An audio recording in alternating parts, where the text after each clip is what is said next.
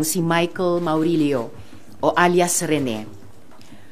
Mula na rin sa sarili niyang bibig, siya ay tumestigo noon sa pagdinig ng Senate Committee on Women sa mga alegasyon ng seryosong krimen laban kay Apollo Kibuloy at sa KOJC. Yung video niya, hindi lamang fake news. Ito ay malinaw na witness tampering. Bukod pa sa harassment sa mga biktima at testigo ng napakalaking kasong ito at sa aking staff. Michael's video, which exposes the identities of witnesses and victims and discloses the personal information of my staff, presents a clear and present danger to people's safety.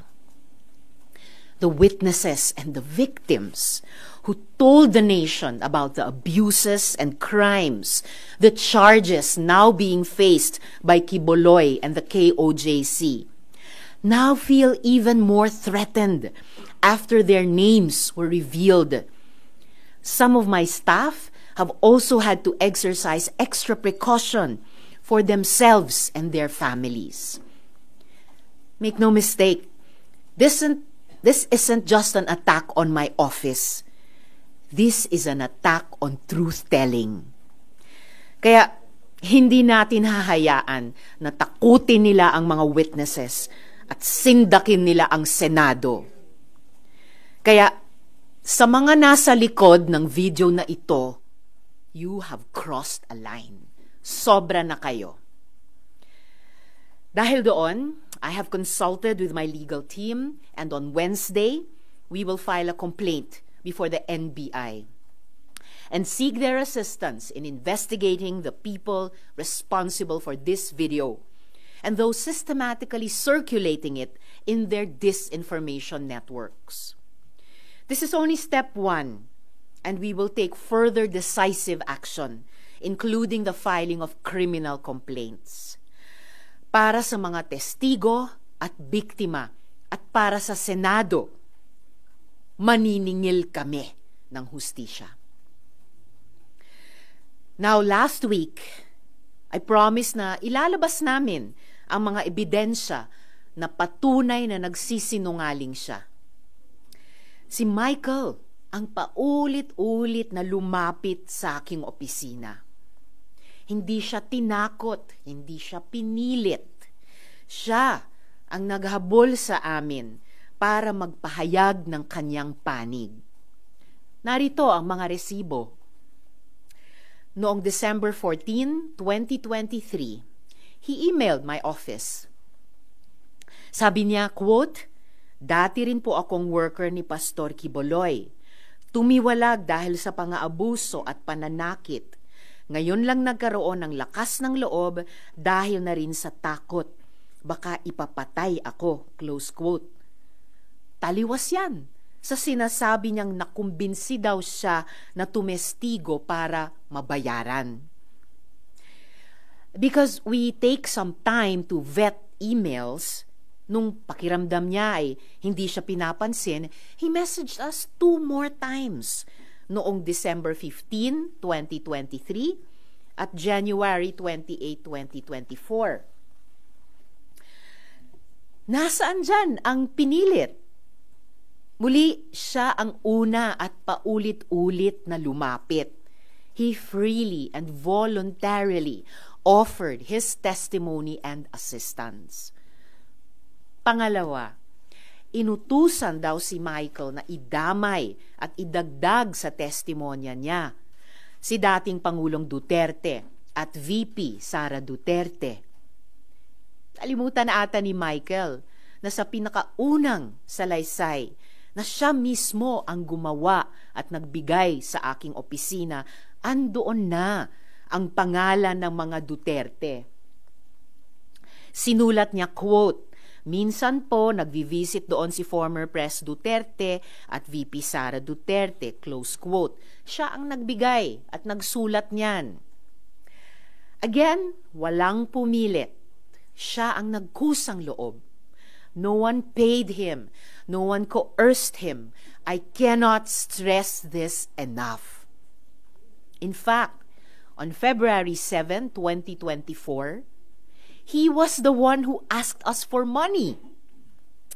Quote, I just want to ask if her office give a financial assistant. I want to buy a new laptop. Close quote. Malinaw ang sagot namin sa kanya. Our office has a strict policy of not providing financial assistance to potential witness and witnesses. He knew that. And yet now, on video, he claims we gave him 1 million pesos. That is a lie. And he knows it. Pati sa detalye ng tinulugan, ang sinungaling niya. Wala akong kondominium na pagmamay-ari. Michael wasn't staying at one place. Inililipat siya sa iba't ibang safe house na inayos katulong ang religious groups at civil society dahil na rin sa sinabi niyang banta sa kanyang buhay. Again, mga kasama, he was moved between safe houses because he was afraid that his life was in danger. This is our system of coordinating witness safety since the Duterte years. Kung may nagbayad kay Michael, di ako magtataka kung KOJC yan. Noong February 22, 2024, umamin si Michael sa aming opisina na kinukumbinsi daw siya ng mga kakilala sa KOJC para mag-recant o magbumawi sa hearing. Sumbong niya, quote, mag-recant daw ako para mapahiya si Senrisa, especially daw yung mga nakita ko sa mga Duterte. Bibigyan daw ako ng malaking pera, itatago daw ako, at bibigyan ng magaling na abogado, close quote. Yung inaakusa nila na pagbabayad at pagtatanim ng witness, mukhang sila ang gumagawa. So, sino talaga ang may modus? I also want to note na nag-reach out sa amin yung ilang testigo pa sa Kibuloy hearing at sinabi na handa silang patunayan na hindi sila binayaran para tumestigo. Remember that Michael is only one of 14 witnesses na hindi nga siya ang star witness. Michael also claims that I threatened him.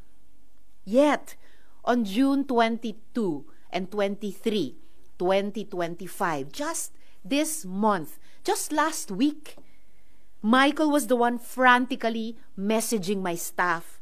Sabi niya, quote, help me, kinidnap ako at tinatakot ako ng kingdom. Dito ako kinulong sa Glory Mountain. Send rescue now, close quote. We took his messages seriously. We forwarded them to the PNP in Davao for immediate action. At noong kumikilos na ang PNP, biglang lumabas ang video. Bago pa iyan, nakailang mensahe na rin si Michael na hinaharas siya ng ilang hindi kilalang individual pagkatapos ng pagdinig sa Senado. Katulad iyan ng nangyari sa Farmally hearings, kung saan dokumentado namin yung pagsumbong ng witnesses na siya ay tinakot at hinaras ng kampo ng Farmally. Yan ang totoong modus nila. So this is the real pattern here. After testifying in the Senate, witnesses are harassed and threatened, and then suddenly flipped. So let's call this what it is: witness tampering, fake news, psychological warfare. Ang mga kasinungalingan ay insulto sa pagdurusa at tapang ng mga witnesses. Tandaan natin, 14 sila. Mga witnesses na naglahad sa mga abusong ginawa sa kanila ni Kibuloy at ng KOJC. Sinungaling na nga nang haharas pa. Michael exposed people who trusted the Senate with their stories. And these are people who were already afraid. Now they are in danger. Again, yan ang talagang kinagagalit ko. Hindi lang ito paninira. Those responsible for this video crossed a line and they will be held to account. Muli, I have consulted with my legal team and on Wednesday, we will file a complaint with the NBI. We will work with them for a full investigation into the people who created this video and the networks amplifying it. And we're not stopping there. We are preparing criminal complaints. To those behind this, you don't scare us, but you should be scared of the truth. Because no one gets to endanger our witnesses, my staff, or harass the Senate with impunity. We will not let this slide. We will fight back. Hindi nila mapipigilan ang katotohanan.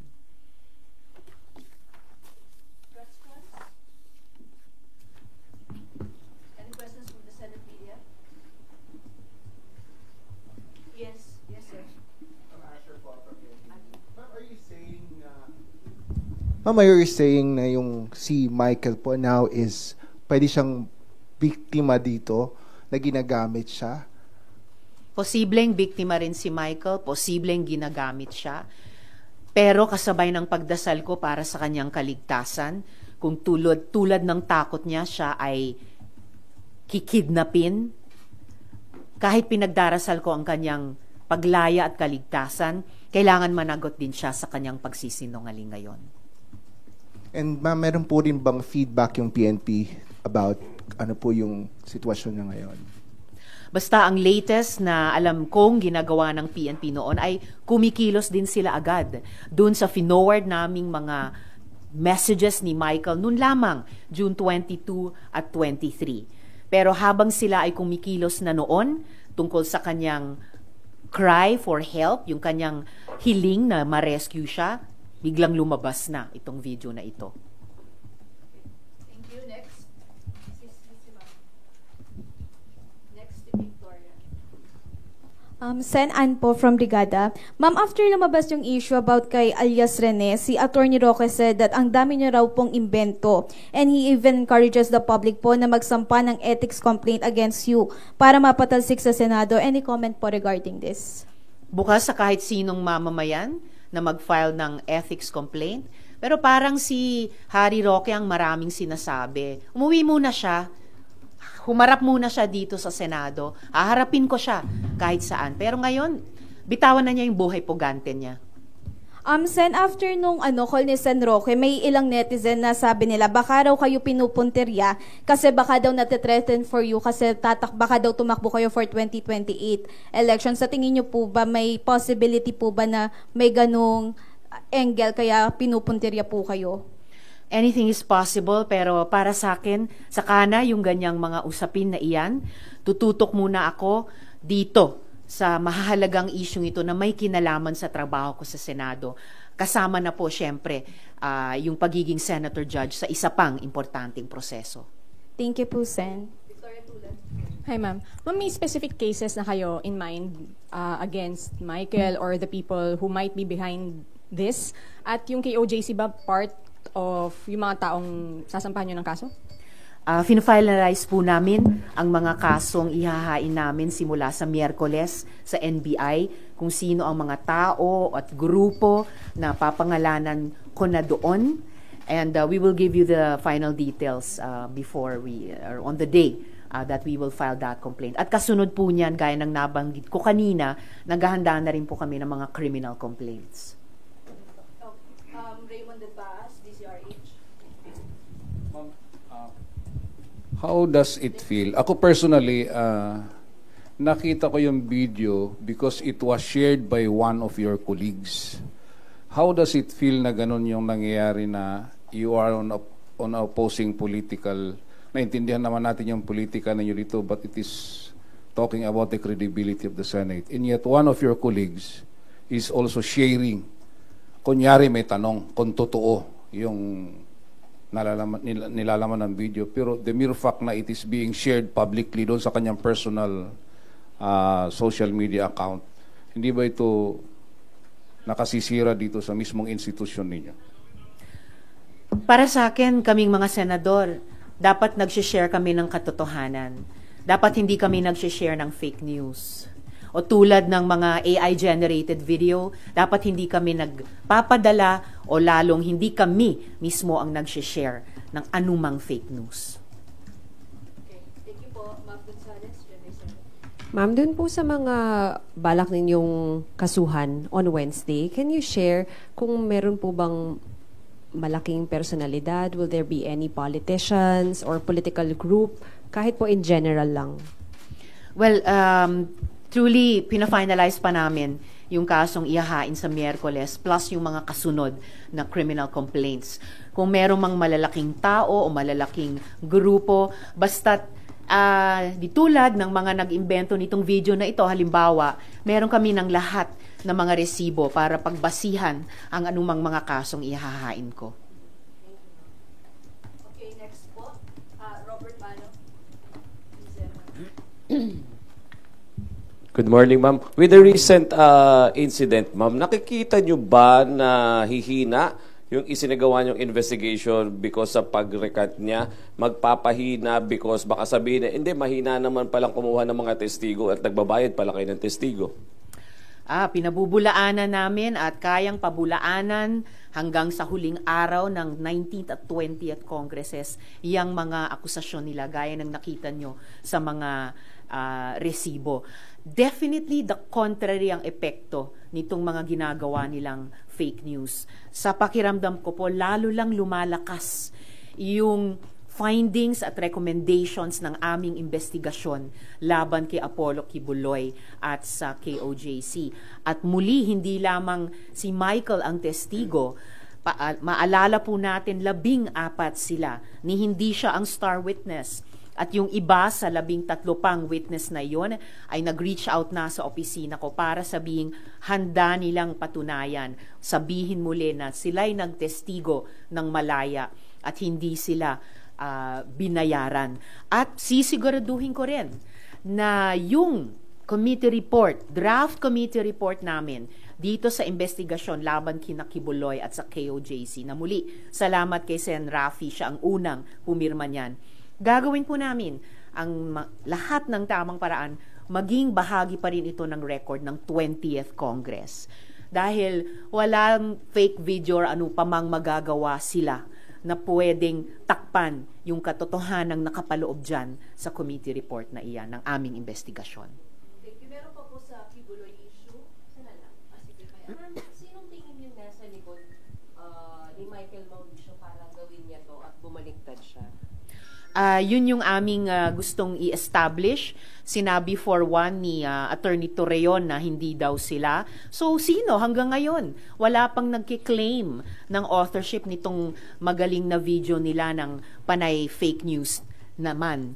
Bakit ayaw nilang aminin o angkinin? Dahil di tulad nga namin na kompleto ang mga resibo kay Michael at sa lahat ng aming mga witness, lahat ng resibo para sa investigasyon ay kompleto kami. Hindi tulad nila na wala silang mapatunayan dahil panay kasinungalingan ang video nila. But are you of the belief that he's acting not on his own? Someone is behind him? There is definitely someone behind him.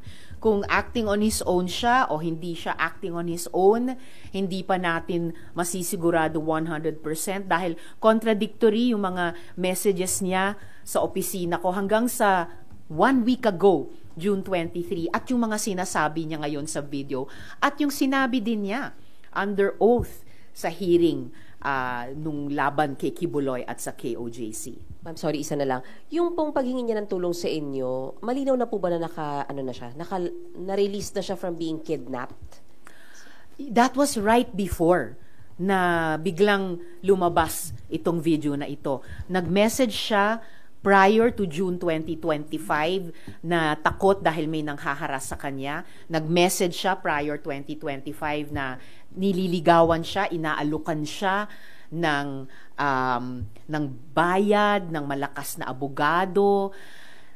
Pero biglang June 2022 and 2023 this year, may dagdag na takot na dahil siya daw ay kikidnapin. I-rescue daw siya. Actually, no. Nandun na siya kasi sinabi niya dun siya dinakip sa Glory Mountain. So yung huling mga messages niya, nakidnap na siya. He was already being held against his will. Kaya humihingi na siya ng rescue. Habang kumikilos na ang PNP, batay sa finoward naming messages ni Michael sa kanila, habang kumikilos na ang PNP Davao para malamang i-rescue nga siya gaya ng kanyang hiningi, lumabas na itong fake video na ito. Thank you, Conde. Then Victoria. Ma'am, dun po sa 13 witnesses na nag-reach out to prove na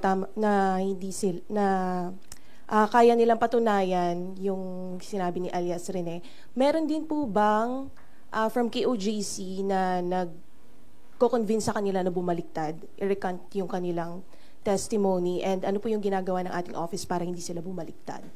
Well, ang pinaka-importanting trabaho ng witness protection pagkatapos magtestigo dito sa Senado, whether yung mga testigo laban kina Apollo Kibuloy at ang KOJC o kahit yung mga testigo noon laban sa family, ang pinaka-importanting proteksyon dyan ay mula sa PNP. May iba pang mga importanteng kaso, halimbawa sa EJ case, recently sinabi ng high government official na poprotektahan sila ng gobyerno.